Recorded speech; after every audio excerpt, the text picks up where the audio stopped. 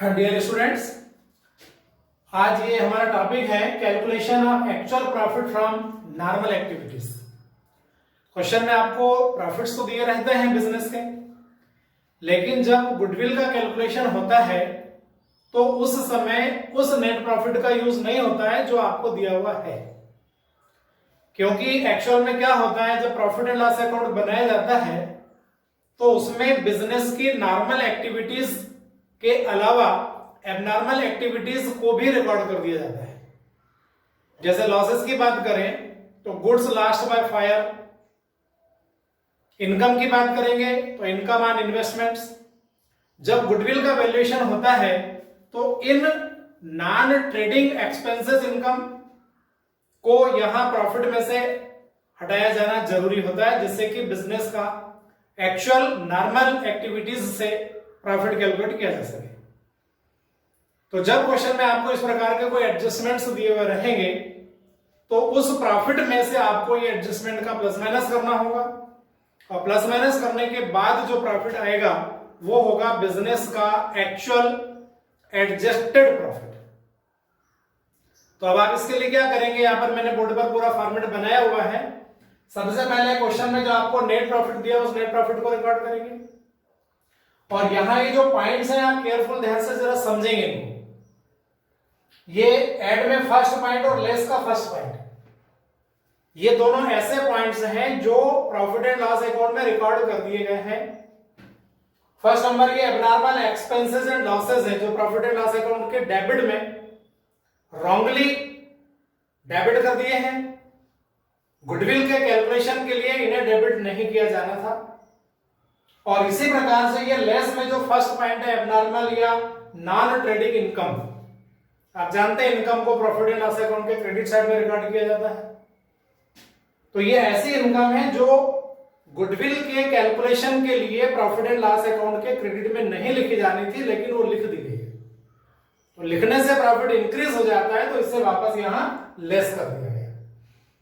तो ये 2 पॉइंट्स ऐसे हैं जो प्रॉफिट एंड लॉस अकाउंट में रिकॉर्ड हो चुके हैं और उन्हें आपको वहां से हटाना है। और इसके बाद इसी में 2 पॉइंट्स और है, ये ऐड में सेकंड नंबर पॉइंट है और लेस में सेकंड नंबर पॉइंट है।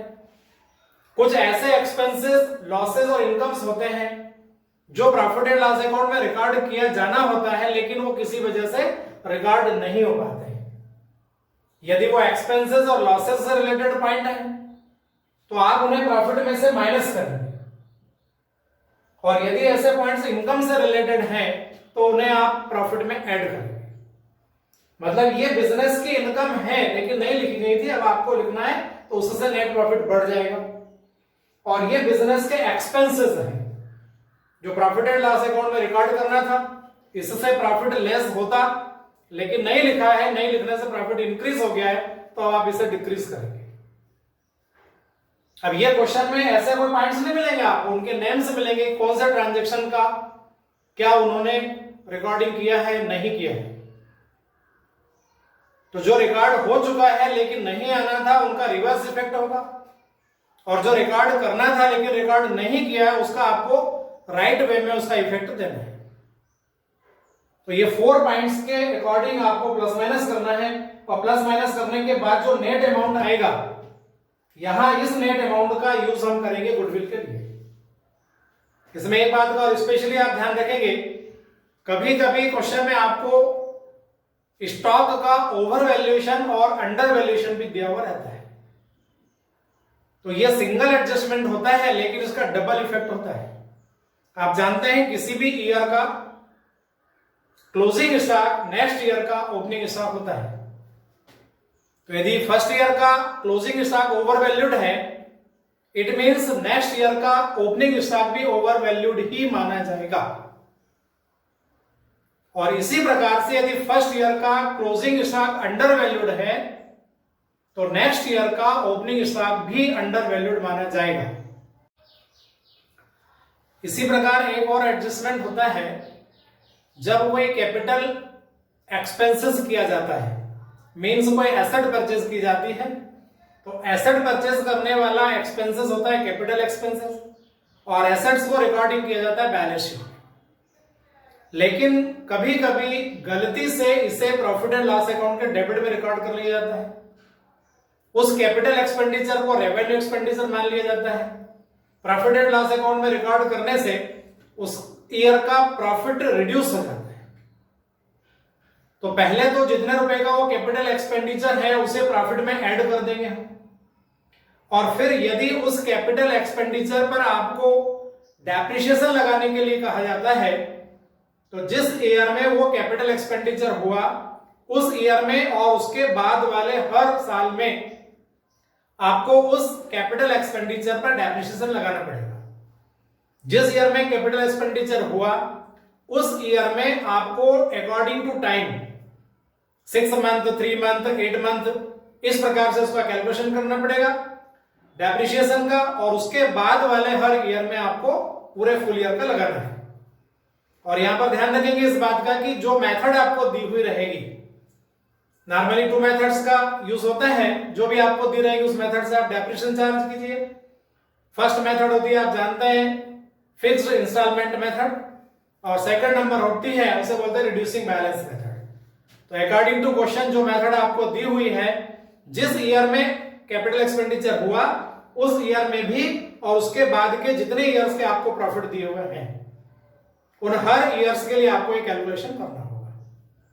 यदि 1 ईयर का प्रॉफिट आपको दिया है तो आप ऐसा कैलकुलेट कर लीजिए, और 2, 3, 4 ईयर के प्रॉफिट आपको दिए हुए हैं तो आप इसके आगे और भी कॉलम बढ़ा करके इसी फॉर्मेट में हर ईयर के लिए आप कैलकुलेशन कर सकते हैं। ये 1 ईयर के लिए मैंने कॉलम बनाए हैं आपके लिए। 2 ईयर्स के प्रॉफिट है, अमाउंट के कॉलम डबल कर दीजिए। 3 ईयर्स के प्रॉफिट है, 3 कॉलम्स। 4 ईयर के प्रॉफिट है, 4 कॉलम्स। तो इस प्रकार से कॉलम बना करके और आप ये एक्चुअल प्रॉफिट का कैलकुलेशन करेंगे जो बिजनेस की नॉर्मल एक्टिविटीज हैं उनके लिए। ठीक है, अब इसके बाद एक दूसरी कैलकुलेशन आप और देखिए। ये कैलकुलेशन है कैपिटल एम्प्लॉयड के लिए। गुडविल का कैलकुलेशन करने के लिए जब नॉर्मल प्रॉफिट का कैलकुलेशन किया जाता है तो वो हमेशा कैपिटल एम्प्लॉयड पर किया जाता है।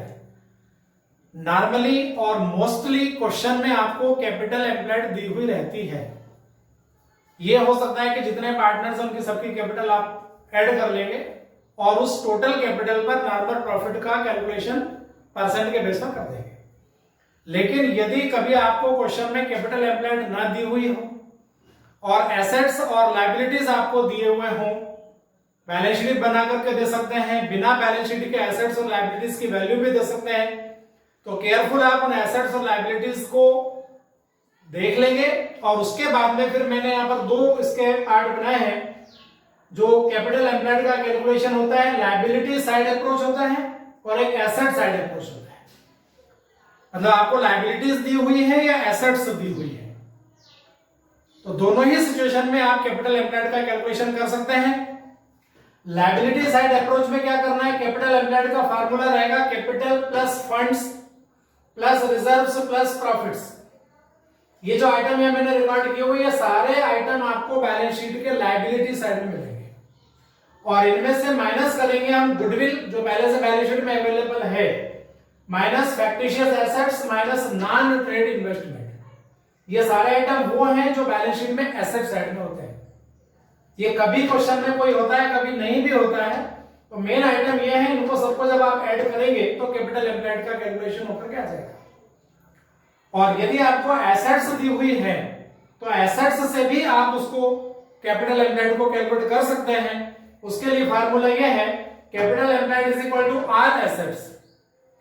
ऑल मींस बिजनेस में जितनी भी एसेट्स हैं, यू भी कह सकते हैं कि टोटल ऑफ बैलेंस शीट, और ऑल एसेट्स में से माइनस होगा गुडविल, फैक्टिशियस एसेट्स और नॉन ट्रेड एक्सपेंसेस जो लिखे हुए हैं, ये सारे यहां पर भी माइनस होते हैं।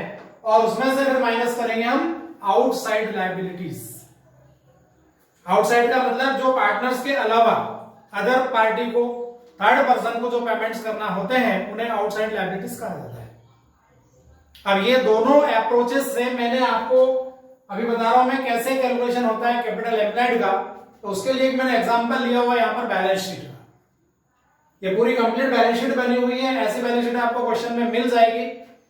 कैपिटल लिखा पार्टनर ए और बी के लिए, profit and loss account, reserve, creditors और बिल्स पेबल। और एसेट में cash, bank, debtors, stock, furniture, building, advertisement, suspense account, goodwill और नॉन ट्रेड इन्वेस्टमेंट्स। आइटम मैंने ऐसे लिए जो यहां पर हम इनको फार्मूले में पुट करके वैल्यू को कैलकुलेट करेंगे।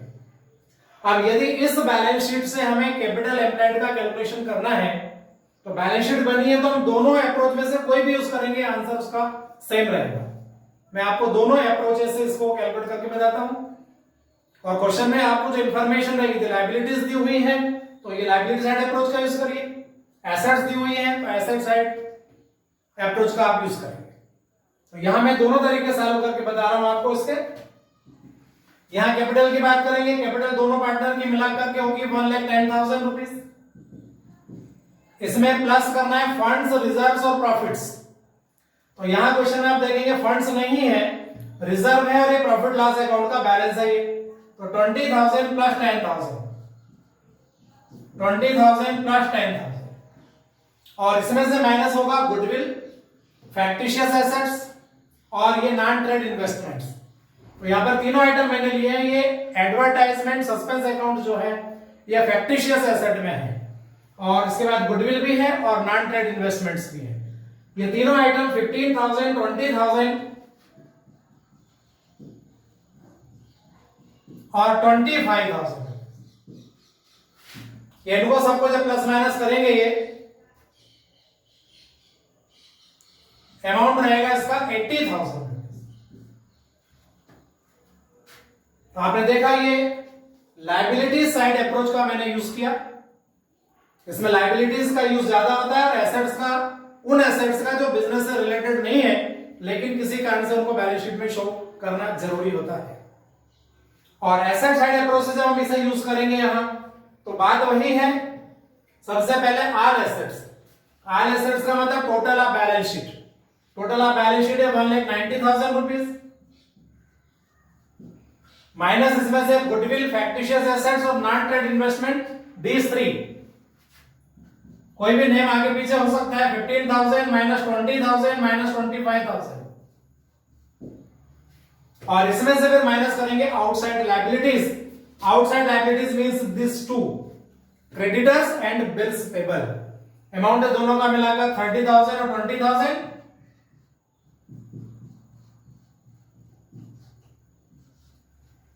ये 50,000 और लेस हो जाएगा तो 1,90,000 माइनस 15,000 माइनस 20,000 माइनस 25,000 और फिर माइनस में से 50,000। ये टोटल लगाएंगे, इसका डिफरेंस निकालेंगे तो ये भी 80,000 रुपीज ही रहेगा। तो ये कैपिटल एम्प्लॉयड करने के 2 अप्रोचेस होते हैं अकॉर्डिंग टू क्वेश्चन। जो आपको इंफॉर्मेशन दी हुई रहेगी उस इंफॉर्मेशन के बेस पर आप कैपिटल एम्प्लॉयड निकालेंगे और इस कैपिटल एम्प्लॉयड के ऊपर आपको नॉर्मल रेट ऑफ रिटर्न का यूज करना है और नॉर्मल प्रॉफिट का कैलकुलेशन करना है। उम्मीद है आपको वीडियो पसंद आया होगा, कैलकुलेशन आपको समझ में आई होगी। वीडियो को लाइक कीजिए, शेयर कीजिए। जिन्होंने अभी तक सब्सक्रिप्शन नहीं किया है सब्सक्राइब करिए आप उसे। और जैसे जैसे वीडियो आपको मैं YouTube पर डालूंगा उसका नोटिफिकेशन आपको मिलता चला जाएगा। Okay, thank you.